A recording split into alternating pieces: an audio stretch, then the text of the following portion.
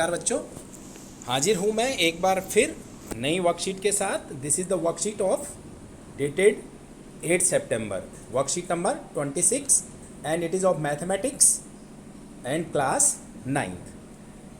We have discussed the line and angles in previous worksheet.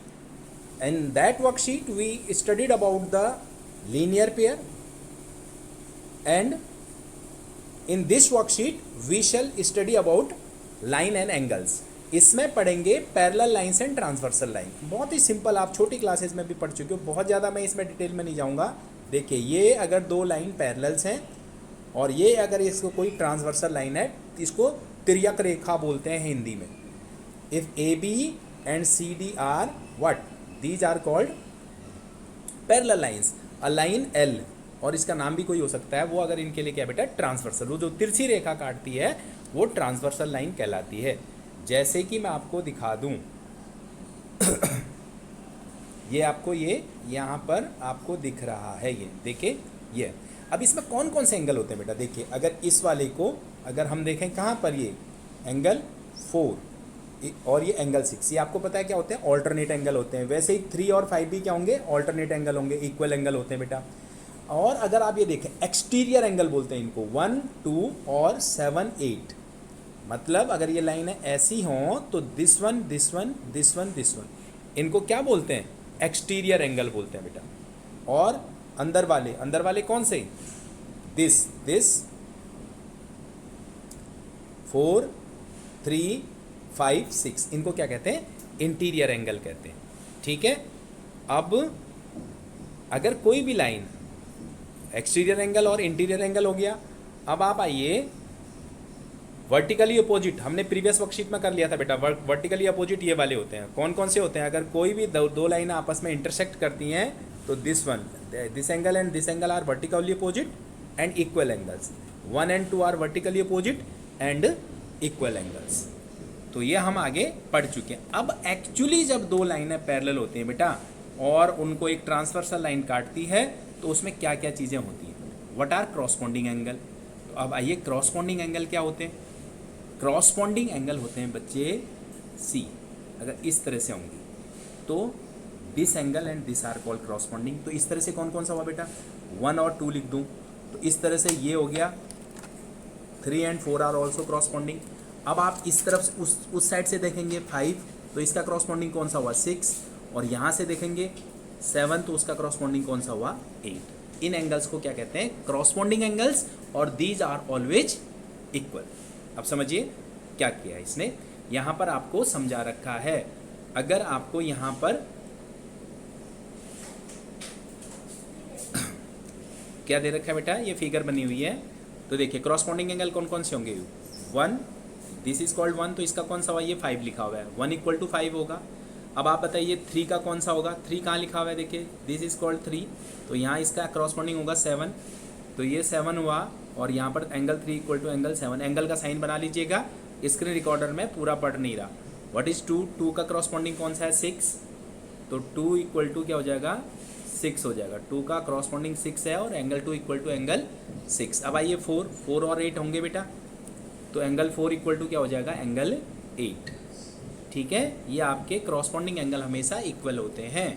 फिर alternate angle क्या कहते हैं, जब कोई भी ट्रांसवर्सल लाइन काटती है, मतलब ये देखिए मैं आपको बता चुका हूँ, ये ऐसे काटती है, तो देन टू नॉन एडजेसेंट, जो एक साथ नहीं मिलते, ये यहाँ का तो इसके साथ ये वाला होगा बेटा, और ये वाला लेना है तो इसके साथ ये वाला, which are on the same part, internal या एक्सटर्नल कहीं भी हो सकते हैं, हाँ, एक ही तरफ हो तो उसको क्या कहते हैं, on the, but on the opposite sides of transversal line are called in alternate. मैंने बता दिया 1 और 2 अल्टरनेट होंगे, 3 और 4 अल्टरनेट होंगे। ये कौन से होंगे बेटा, अल्टरनेट एंगल होंगे। तो उसी फिगर में अगर आप देखें तो आप समझ जाइए कौन सा, 4 और 6 अल्टरनेट, ये भी आपस में बराबर, 3 और 5 अल्टरनेट, ये भी आपस में बराबर। ये 5 लिखेंगे यहाँ पर और यहाँ एंगल 5 बना लीजिएगा, स्क्रीन रिकॉर्डर में जगह नहीं है। चलिए आगे बढ़ते हैं। इसके बाद अब हम कुछ फिर उसके बाद 2 और हैं बेटा, इसी के बाद इसी में आपको 2 बताने। एंगल 1 का अल्टरनेट कौन सा होगा, आप बताइए। कहता है ऑल्टरनेट एक्सटीरियर एंगल ऑफ 1, देखिए कौन सा होगा, यहाँ देखो 1 का एक्सटीरियर एंगल कौन सा होगा बेटा, ये वाला यहाँ आएगा, ये दिस वन कौन सा होगा एक्सटीरियर, वो इंटीरियर ऑल्टरनेट था, एक्सटीरियर होगा 1 और कौन से होंगे 1 और आपके 7, ठीक है, और 3 का कौन सा होगा फिर एक्सटीरियर एंगल 8 होगा। तो सॉरी अब यहाँ रह गया 4 का, तो आपने 6 और 3 का 5 कर दिया, मैंने बता दिया। लिखा हुआ है आगे exterior angle, observing the exterior angle 3 we can know that alternate exterior 1 का 7 है, 1 का 7 1 इक्वल टू 7 हो गया, और 2 का बताइए भी 2 का कौन सा होगा बेटा 8, और 2 इक्वल टू किसके होगा एंगल 8 के बराबर होगा, ठीक है। चलिए एक्सटीरियर ऑल्टरनेट एंगल हो गई है। अगर एक ही साइड जाएंगे तो इंटीरियर कहलाएंगे बेटा, और नहीं तो बाहर की तरफ देखेंगे तो एक्सटीरियर। अब आइए, ये आपको 2 क्वेश्चन दे रखे हैं, ट्राई योर सेल्फ। चलिए क्या है पहली फिगर में आपको, ये देखिए A B parallel to B C, बिल्कुल सिंपली ध्यान दीजिएगा। आपको पता है एक्स एंड वाई क्या होंगे, आपस में इक्वल होंगे। क्यों होंगे बेटा, ये पैरेलल है और ये ट्रांसवर्सल लाइन है, angle X equal to angle Y, और एंगल एक्स आपको पता नहीं है, बट वाई जो है वाई ये 130 गिवन है, एंगल वाई इक्वल टू होगा क्या एंगल दिस जो भी लिखा हुआ है ये वाला 130, वाई वर्टिकली अपोजिट, क्यों होगा ये वर्टिकली अपोजिट, ठीक है बेटे। तो इसका मतलब है एंगल एक्स भी क्या हो जाएगा बेटा 130, एंगल एक्स ऑल्सो 130। एक तो बात इस तरह से कर सकते हैं, एक ही क्वेश्चन को करने के कई तरीके होते हैं बेटा। अगर आप देखें क्या एंगल एक्स और ये वाला जो एंगल दे रखा है, क्या ये क्रॉसपॉन्डिंग एंगल नहीं है, बिल्कुल है क्रॉसपॉन्डिंग एंगल। तो एक्स इक्वल टू अपने आप ही क्या हो गया 130, और दूसरा कौन सा, और एक्स और वाई कौन से हो गए बेटा अल्टरनेट एंगल हो गए, तो वो दोनों आपस में बराबर होंगे, तो वो भी अल्टरनेट। मतलब कहने का मतलब है कैसे भी इस क्वेश्चन को कर सकते हैं।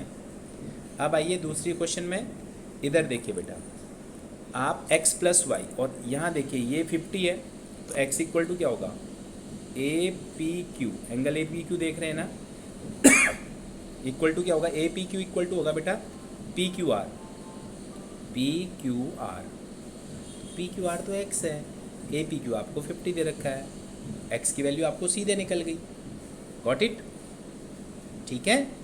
अब अगला क्या है बेटा, ये वाला एंगल क्या होगा बताइए, दिस वन 187 के साथ 127 प्लस ये एंगल इंटीरियर आर जो है पी आर क्यू, देखिए P R D plus P R Q, ये क्या है बेटा, ये आपको है 180, लीनियर पेयर, समझ रहे हैं। तो अगर ये आपका 127 है, दिस एंगल इज 127, तो ये पी आर क्यू क्या आ जाएगा, पी आर क्यू क्या आ जाएगा आपका 180 में से 127 माइनस करोगे तो 53। तो अब आप देखिए ये वाला एंगल निकल गया आपका 53 निकल गया, ये आपका x भी आपका निकल गया 50। एंगल सम प्रॉपर्टी लगा के क्या कर सकते हैं बेटा, 50 plus 53 plus angle y equal to क्या होगा 180। तो इसका मतलब 180 आ गया ना, इसका मतलब क्या हुआ बेटा,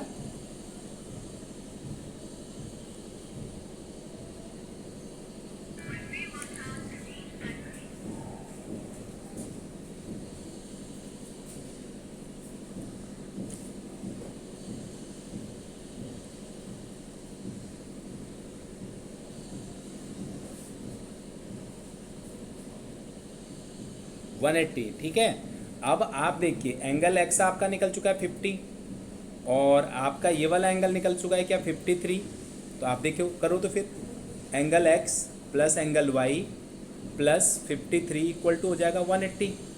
हमें y की वैल्यू निकालनी है बेटा, y plus 50 plus 53 equal to आ गया 180। तो इस तरह से y की वैल्यू आ जाएगी 180 minus 103, that is 77। x equal to 50, y equal to 77।